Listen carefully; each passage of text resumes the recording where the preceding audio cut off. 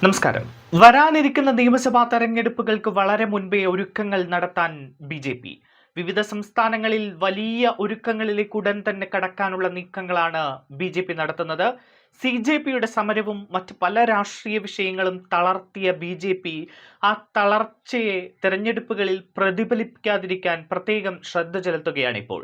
അതിന് മുന്നോടിയായി നിതിൻ നവീന്റെ നേതൃത്വത്തിലുള്ള പുതിയ ദേശീയ ഭാരവാഹികളുമായി കൂടിക്കാഴ്ച നടത്തിയിരിക്കുകയാണ് പ്രധാനമന്ത്രി നരേന്ദ്രമോദി.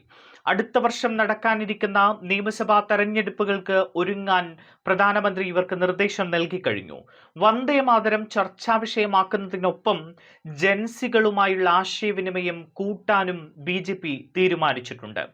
കേന്ദ്രത്തിനെതിരെ വിദ്യാർത്ഥി പ്രക്ഷോഭം രാഹുൽ ഗാന്ധി ആയുധമാക്കുമ്പോൾ ചർച്ച വന്ദേ മാതരത്തിൽ നിർത്താൻ ഉറപ്പിച്ചിരിക്കുകയാണ് ബി.ജെ.പി. കഴിഞ്ഞ ദിവസം ദില്ലിയിൽ നടന്ന ദേശീയ ഭാരവാഹികളുടെ യോഗത്തിൽ വന്ദേ മാതര ആലാപന വിവാദത്തിൽ കോൺഗ്രസിനെതിരെ പ്രമേയവും പാസാക്കിയിരുന്നു. വന്ദേ മാതരത്തിന്റെ ആദ്യ 2 ചരണങ്ങൾ മാത്രം ആലപിച്ചാൽ മതിയെന്ന കോൺഗ്രസ് തീരുമാനം വർഗീയ ശക്തികളെ പ്രീണിപ്പിക്കാനാണ് എന്നാണ് ബി.ജെ.പി. ആരോപിക്കുന്നത്.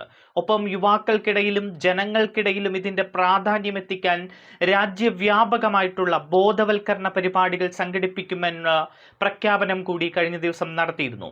ഇതിന് പുറമെ അടുത്ത വർഷം വിവിധ സംസ്ഥാനങ്ങളിൽ നടക്കാനിരിക്കുന്ന തെരഞ്ഞെടുപ്പ് ഒരുക്കങ്ങളെക്കുറിച്ചും ചർച്ച നടന്നു എന്നതാണ് ഏറ്റവും ശ്രദ്ധേയമായിട്ടുള്ള കാര്യം. യു.പിയിൽ അടക്കം നേരത്തെ തയ്യാറെടുപ്പ് തുടങ്ങാനാണ് പ്രധാനമന്ത്രി നിർദ്ദേശം നൽകിയിരിക്കുന്നത്. പ്രതിപക്ഷത്തിൻ്റെത് അരാജകത്വം പടർത്താനുള്ള തന്ത്രം എന്ന പ്രചാരണം ബി.ജെ.പി. ശക്തമാക്കും. ജൻസികളിലേക്ക് കൂടുതൽ അടുക്കാനുള്ള പരിപാടികളും യോഗം ചർച്ച ചെയ്തിട്ടുണ്ട്. സ്മൃതി ഇറാനി അടക്കം ഇതിന്റെ ചുമതല വഹിക്കും. സെപ്റ്റംബർ 17 മുതൽ ഒക്ടോബർ 2 വരെ സേവന ക്യാമ്പയിനും സംഘടിപ്പിക്കുമെന്നാണ് അറിയാൻ കഴിയുന്നത്.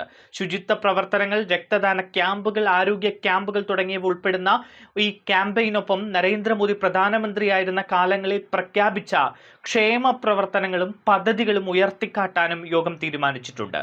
എന്തായാലും ജൻസി പ്രതിഷേധത്തിന് ശേഷമുള്ള അന്തരീക്ഷം വെല്ലുവിളി ഉയർത്തുന്നു എന്നത് ബി.ജെ.പി. തിരിച്ചറിയുന്നു എന്ന സന്ദേശമാണ് നേതൃയോഗങ്ങളിലെ തീരുമാനങ്ങൾ നൽകുന്നത്. അത് തെരഞ്ഞെടുപ്പുകളിൽ പ്രതിഫലിക്കാതിരിക്കാൻ മുൻകൂട്ടി ഒരുക്കങ്ങൾ നടത്തുകയാണ് ബി.ജെ.പി. ചെയ്യുന്നത്.